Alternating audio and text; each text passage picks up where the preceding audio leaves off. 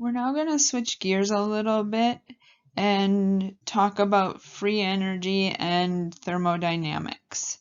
And so up until this point, we've talked about kinetics, which is the speed of reactions. We've talked about equilibrium, which is how far the reactions will go to completion. And now we're going to talk about free energy and thermodynamics. As always, there's some suggested problems for you that you can find at the end of the chapter if you would like a little additional practice. The first law of thermodynamics says that we cannot create or destroy energy. So the amount of potential chemical energy in the reaction at the beginning is equal to the amount of energy at the end.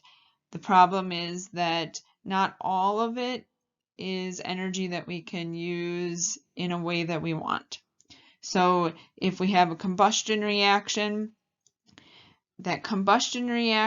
some of that energy goes to propel the car forward, around 20%. The rest of that energy is dissipated as heat, which we can't use to move the car forward. So no matter what we do, we can't win. The second law of thermodynamics states that although we can't win, we can't break even either. So there is a heat tax for every step that we go in our conversion of energy. So if we look at heating our house with electricity, if we burn, most of the electricity that we get comes from burning fossil fuels. So if we burn the fossil fuels, there's heat that's given off that can't be used to make energy. That energy from the heat goes to producing steam. And we make steam, we lose some of the heat as we go to the generator to generate our electricity. As we transmit that electricity through the power lines, there's a little bit of the energy that's lost as heat. And then if we heat our houses with electric heat, there's still more heat that is lost that is not producing heat. So in this case, it's producing light on the elements that are used to produce heat. However, if we heat our house with natural gas, that is burning a fossil fuel from the start. We do have a heat tax there, but then most of that energy can be used as heat. So the less steps that we take, the more efficient our conversion is. Thermodynamics helps us to predict whether or not a process is going to occur under given conditions. So any process that occurs without having to put in outside interventions or outside forces is called a spontaneous reaction or spontaneous process.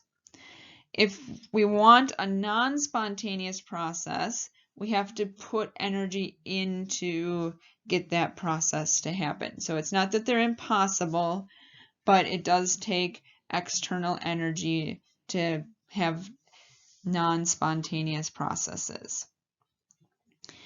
And so a spontaneous process is irreversible because there's a net release of energy when it's proceeding. So an example of that is if you have a car, spontaneously the iron in the car, when it reacts with oxygen, produces rust.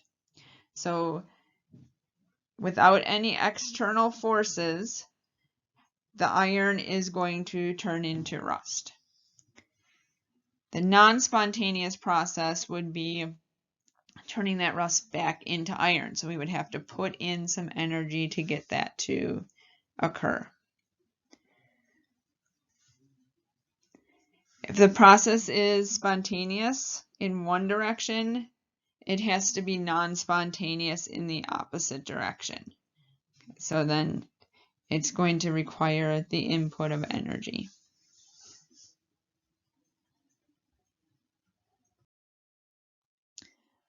So turning diamond into graphite is actually a spontaneous process. So diamond is going to convert into graphite because it's more stable. But this process is very, very slow. So the kinetics of it are not on a time scale that we can observe. So you don't have to worry about the diamonds that you buy turning into worthless, not worthless, but less valuable graphite in generations. So we can think about kinetics as the speed of the reaction. So the kinetics of our reaction gives us information about how fast it's going to happen. The thermodynamics tells us how spontaneous the reaction is, whether or not it's going to travel in that direction or occur spontaneously. Let's think about some processes that we already know. Okay, we know that systems with higher potential energy tend to move towards a lower potential energy. So if we think about this in terms of enthalpy, right, the heat of a reaction, most spontaneous processes are exothermic. They give off heat. We're going from a higher energy level or a higher energy system to a lower energy, lower potential energy, and so it gives off its energy as heat. But we do have some spontaneous processes that are endothermic, things that we have to put heat into and they still occur spontaneously. So one example of that is ice melting. So ice melts if we are above a temperature of 0 degrees Celsius. Now the reason that ice melts, even though it requires the input of energy, is because we are moving from very organized water molecules in a crystalline structure to liquid water, which is less organized.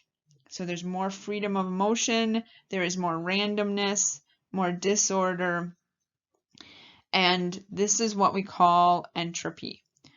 So it's not just the enthalpy of a reaction that's important, there's also this idea of entropy or disorder that occurs. Water evaporating is another example that we can look at. So liquid water has vibrational, it also does move some, but when it evaporates and turns into a gas, those molecules have a lot more freedom of motion. The disorder or the randomness has increased when it becomes a gas. That means that the entropy has also increased. The second law of thermodynamics looks at entropy. So entropy is represented by S. And so the second law of thermodynamics states that any spontaneous process that occurs, the entropy of the universe has to increase.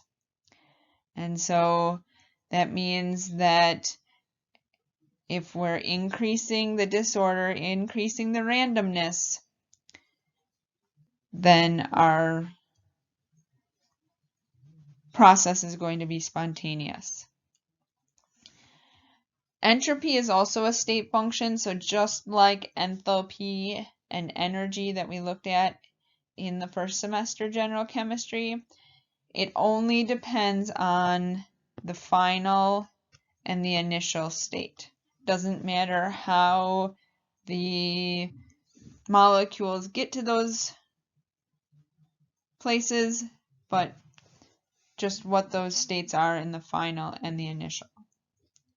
So that's why we have the delta represents our state function. There are two factors that we have to consider for a spontaneous reaction. So one is the enthalpy, and the other is the entropy. So remember, enthalpy, delta H, is our change in energy plus the pressure times change in volume. This is the heat of our reaction. So delta H is equivalent to the heat of our process, or the heat of our reaction. Delta S is the difference in randomness or disorder of the reactants compared to the products.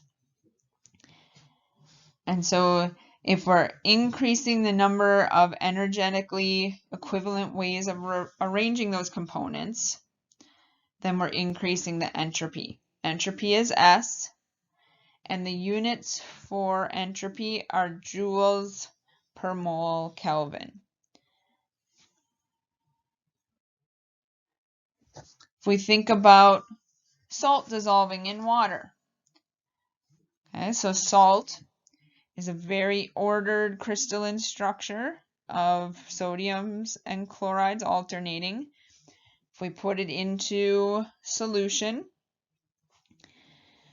that salt now is more randomly dispersed. Those sodium and chloride ions are more randomly dispersed within the water, which is an increase in entropy. If we think about state changes, so we've already talked about solids, liquids, and gases. So in a solid, we have vibrational energy. So our molecules are vibrating within their crystal structure. If we add some energy by increasing the temperature, we're also increasing the entropy. So once we move from a solid into the liquid, those molecules are able to move around more freely. We've increased their freedom of motion. If we move into the gas phase, now we have rotational energy, so the molecules can spin around. We also have translational, which means that they can travel in straight lines, and we've greatly increased the amount of entropy that those molecules have. Predict whether the entropy of the system is increasing, which would be positive, or decreasing, which would be negative for each of the following situations. Pause the video and try to decide which they would be. So water vapor, we're taking a gaseous water and condensing it into the liquid. So in this case, our disorder, our randomness would be decreasing, would be negative. Okay, things are becoming more ordered. Separation of oil and vinegar, salad dressing. Okay, so as they separate out, things are becoming more organized, and so our change in entropy, or delta S, is negative in this case because things are getting more organized. They're separating out from each other. How about sugar dissolving in tea? Well, in this case, our delta S, our very crystalline organized sugar, is dissolving, becoming more random, moving into the solution. And so in this case, our delta S is positive. Well, now we have some chemical reactions. So we've got lead 4 oxide becoming lead 2 oxide and oxygen. Our delta S for this one is positive. Why would it be positive? Well, we're going from a solid to a solid and a gas. So because we're getting the gas, that's less organized, and so our delta S is positive. Okay, now we have ammonia becoming nitrogen and hydrogen. All of these are gases. So what about our delta S? So our entropy, we're going from 2 molecules of ammonia into 4 new gas molecules. And so this is going to be positive. How about silver, the silver ion and the chloride ion in aqueous solution becoming a solid? Well, in this case, we're going from them being distributed throughout the solution to becoming a solid, which is crystals. And so in this case, our delta S is negative. So you can kind of think about this as, say, your bedroom. For your bedroom, it's pretty easy for things to become disorganized over time. You're increasing your entropy as things are organized. You have to put some work in, some effort in to keep things organized in your bedroom. And that's kind of how entropy works as well.